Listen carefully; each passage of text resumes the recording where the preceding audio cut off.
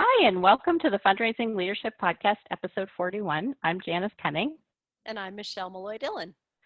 And Michelle, we are very excited today. We have our special guest, Paul Nazareth, and who's a very good friend of mine and a very well-known Torontonian, which is Toronto, for those of you who are listening who don't know what that is. And Paul is well, in terms of his career, officially he's the Vice President of Education and Development at CAGP, which is the Canadian Association of Gift Planners. But he's probably just as well known for being a networking guru and a very fashionable guy, and a guy who hosts like all sorts of cool events like walks in the summer and brings us together. And so Paul, we're really excited to have you with us. Happy to be here with you. Yes, welcome, Paul. We're happy to have you. So we're going to talk about this concept of playing the long game, which you and I have been talking. I mean, I think you and I have always been talking about this, but you know, in terms of kind of this podcast and the blog, you and I have been pondering this for the past couple of months, and we're gonna kind of break it into two pieces: playing the long game as a fundraiser, and playing the long game in your career. But let's start out like just what kind of excited you about this topic, and what do you want to share with us about the first piece about fundraising? You know, I'm just about to hit 20 years in the sector. And one of the things that I really find value in it is observing and learning from people I consider to be successful and experts. And this is the exact thing that I saw in them, that both in their work and career, they play the long game. They're not hopping from job to job to advance, but also in terms of the way that they fundraise. And we have many names for it, donor-centeredness and all of this, but they focus on those relationships. And as much as we say that fundraising is all about relationships, what does it mean in actual practice? And so from a fundraising perspective, that's the piece that I think that we have a real challenge with. The sector is obsessed with acquisition and new donors and new technology. And we've been saying disruption for like 3-4 years now, and everybody's getting real tired of it. Because what does it mean, right? And actually organizations that are sustainable are the ones who think and play the long game. They're open to advancement and innovation, but they think strategically. Well, what I love about what you're saying, saying too, Paul, is that the relationship aspect in playing the long game is something that technology can never take over, right? That's the human-to-human contact in all of this work, is creating that long-term relationship and impact. Absolutely. I've been someone who's been in the past number of years, my last role was with Canada Helps, Canada's largest digital online charity. And that was all about technology and all about making sure that we innovate and keep up with things. But the organizations that did the best were people that were using the tool for what it was a tactic, not a strategy. And so people who have that relationship piece, I've worked for a couple charities that have relationships with their donors literally from birth until they leave this world. And those relationships are the ones that bring, and it's funny, they do less work because they focus on the relationship and the different touch points as people evolve. Yeah, and I love the fact that you are actually very well known, you know, in the Canadian charitable space as being somebody who is very leading edge and, you know, social media and, you know, technology and that kind of thing. And yet, like as I've known you, and I've said this to you before, like I've always really admired that you are so far thinking, you know, you are always like kind of like plotting out your career and your life, you know, and your family life, all of these pieces for yourself. So I'm kind of curious, like where does that come from? You know, like what made you realize that was going to be necessary for your success? You know, this is the nature of being a nerd in your career. It's the work and fundraising that gave my life a focus on planning. You know, probably what's brought me to the Association of Planning, of Gift Planners. When I observed the mentors, the people I brought on, and we've talked before about the concept of a personal board of directors. When I looked at people I considered to be mentors, I found that they were planners. And they would always think about that long game, where do I want to go? And not just what job I want to have or what organization I want to work for, but what are the skills I want to develop? What are the things that I want to achieve in the fundraising, and then that brought a planning element to my life. And it's been a really helpful thing because it allows me to not just mentor in skill development and career development. You know, in the past number of years, you know, we're a few years into having a family and all of that, and I've really buckled down with listening and learning from my mentors in that full perspective. You know, now at another stage of life, quite a number of my mentors are going through health challenges or passing away of family members and things like that. I'm learning from them about the different nature of grief and health challenges in this country. And that all also has to do with our job, with our work in supporting donors. You know, again, we focus too much on the money and campaigns and the tactics when this is also really about walking people through their life and its connection to their connection to our cause. Mm, yeah, that's really beautiful. It's actually, maybe we'll talk about the personal board of directors because I think that is such a great idea. And I'll set this up as sort of tell us about that, but also like maybe give us some, you know, a few key things that you have used to help you play the long game in your career. So as much as we focus on skill development and fundraising, and again, the Association of Fundraising Professionals, as much as CAGP has been a huge help in that tactical learning of my career, but I do a lot of external reading on strategy and leadership and personal development and thinking about how that planning element factors in. And so again, it's taking us outside. This is why I run some of these events that I do, the walking workshops, the net walking and things, to get people out of, you know, we actually just default. That's what we do. We default to a conference or a course. We want something to solve our problem when really this is about a life journey. And reading a lot of external authors, even classical authors like the Stoic philosophers or different people that help us through these different stages of career and life. Again, I've got such amazing mentors, people like Malcolm Burrows, who's with Scotia, and on the West Coast, Margaret Mason, who's a lawyer tied to charity. A lot of them really think about what it is they want to do and see and experience as much as what is it they want to achieve. What you're so brilliantly talking about, Paul, is that we are all whole human beings, right?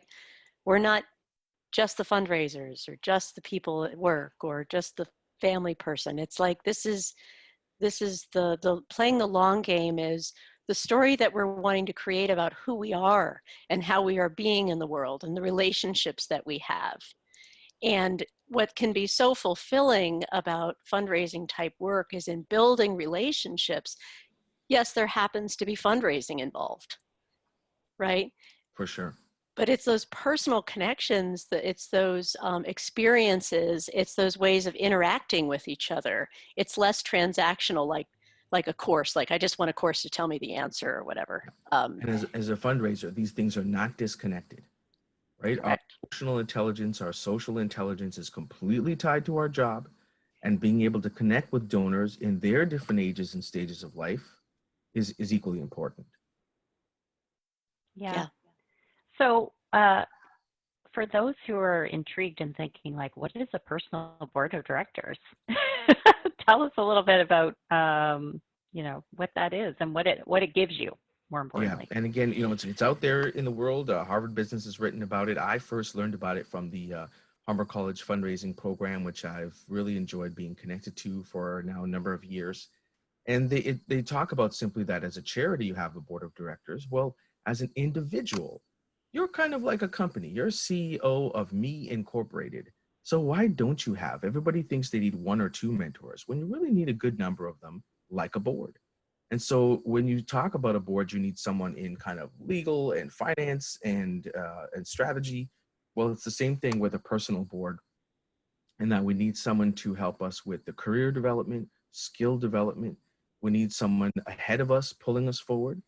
We need someone behind us, pushing us forward. I like to talk about having younger people who mentor us, but also kind of piss us off with their ambition, their scariness that they're coming to eat our lunch.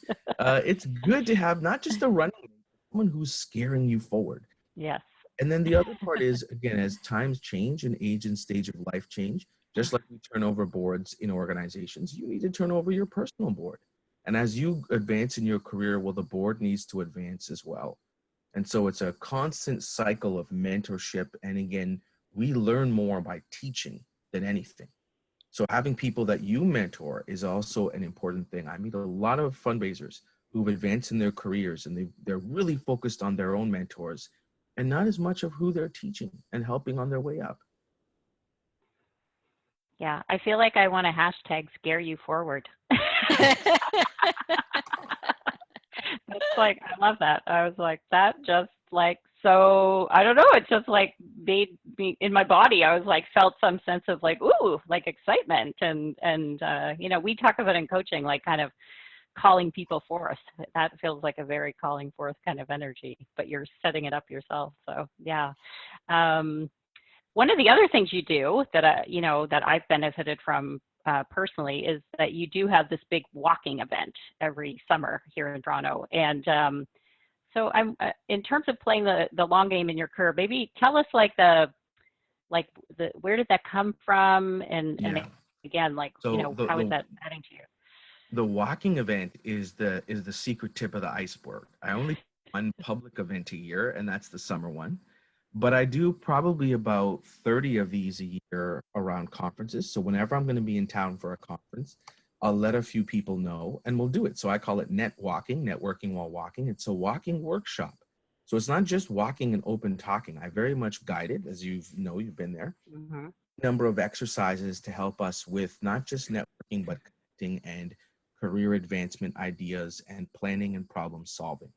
So I do them all across the country. Whenever I'm going to be at a conference, the morning of, and those times to help us think. That's the key thing. We got to get out of the conference room and these stale air spaces. No disrespect to conferences, because they're needed for skill development. Mm-hmm.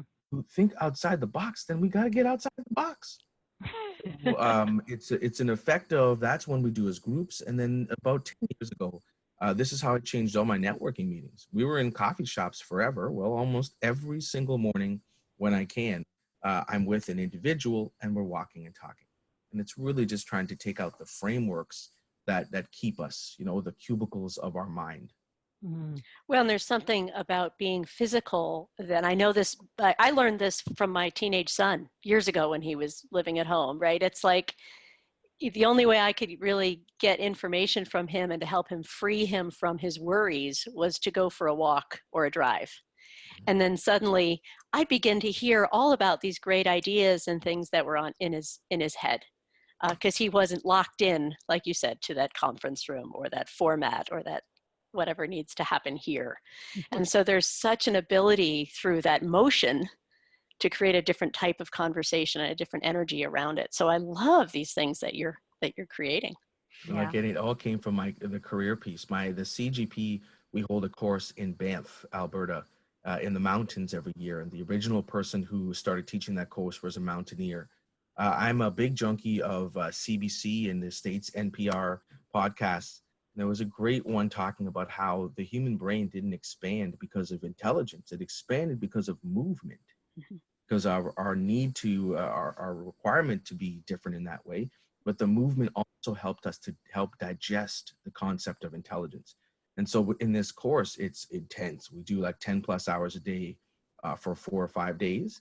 But we teach by the day and we get out in the fresh air and kind of hike at night. And that's where, again, this reminded me that as much as we can do that, it actually ends up helping bring dimension to the conferences too for people, because it's in a much better place. Yeah. And I know for me, I often do that now. I've taken that from you and our good friend Liz Redmond. We were just out recently. We always like think of you, Paul, because we're like, oh, we're net walking, Yes. So I think part of playing the long game too is your impact really spreads, and I'm a personal testimony to like learning so much from you. So so we want to get Paul, we'd love to give people something to try because we're coaches. So Michelle and I can't resist. And Paul is, not technically a coach, but really he is a coach because that's kind of who he is and how he shows up in the world. So in terms of thinking about people's career, what is something practical that you'd like to get them to try? So, on the career development side, one of the big secrets is don't do it alone. So many people think they've got to do it alone. There's a little bit of a pride element there that I suffered from as well. And I'll tell you, this is how one of the ways that our relationship was deepened. I was talking to one of these young professionals who was really upsetting me and scaring me forward. And I said, you know, how are you moving so quickly through a lot of different career development loops and jumps and everything? And then this person confessed to me that you were coaching them. And I realized, you know, what an idiot I've been to try to always do everything alone. I always thought I could only use the tools we know. Again, Association of Fundraising Professionals and CAGP and a lot of these forums are here to help us with mentoring and membership and all of that. But there's a lot more resources we can get in our local communities. Across Canada and the United States, there's a lot of nonprofit networks and community mentoring opportunities. And we've got to think outside this. So it's time to go out and say, how do we create our personal board? But start with one person. Bring on a new mentor. Think about skill development or personal development. Where do you want to go? And bring on a new person to help you achieve that. Mm-hmm. Yeah, that's a great challenge. Okay, everyone, go out and find a new mentor. Someone who's going to push you in a different way, right? Yeah. Than you have invited course, in the past. Yeah. And as a fundraiser, you know, again, that's exactly why I doubled down, joined CAGP. We're trying to tell people that planned giving is not an other. It's not some technical sorcery thing you got to learn. It's part of how you fundraise. So, you know, I'd love for people to just, you know, Google legacy giving. This is some experts I cite in the blog, people like Leah Eustace and John Lepp and David Kravenchuk, even Sheena Greer is a writer. It's part of what we do. And actually, in a lot of ways, it's respecting our donors to focus less on the tactic of raising money and more on the journey of where they're going as a donor with us. So I encourage people to look at legacy giving. Again, the Gift Planning Association, we have a wonderful textbook, really easy to get access to, that will help people on that journey to diversify their revenue and fundraising. Yeah, great. So you always have a lot going on, Paul. So tell us about your latest project, your upcoming projects, and then how people can reach out to you. Well, this is, again, part of playing the long game. I encourage people to always say you need that core job that fulfills you and is activating your superpowers. But there always needs to be something that's making you a little uncomfortable, you know, something on the side that's helping you learn new skills and try new things. And for me, I've done a number of things over the years. We were talking before, I started a men's fashion company at one point. Because I believe that nonprofit men could use a little bit more fashion if we want to move into major gifts and all that.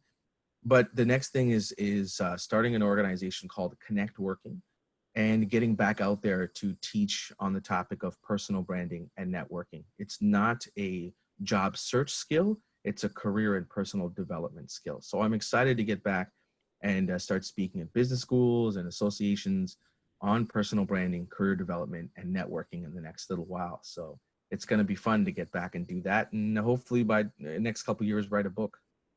So how might our audience be able to contact you or keep in touch with what you're up to in the world, Paul? Well, you know, the one thing I hope to be is someone who's accessible. So I always tell people, if you can't find me, that's on me. And so everywhere, if you Google me, my cell phone number is in the picture above my head on LinkedIn. Click contact.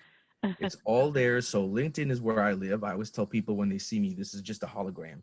So LinkedIn's probably the easiest place, but I'm active on Twitter and Instagram.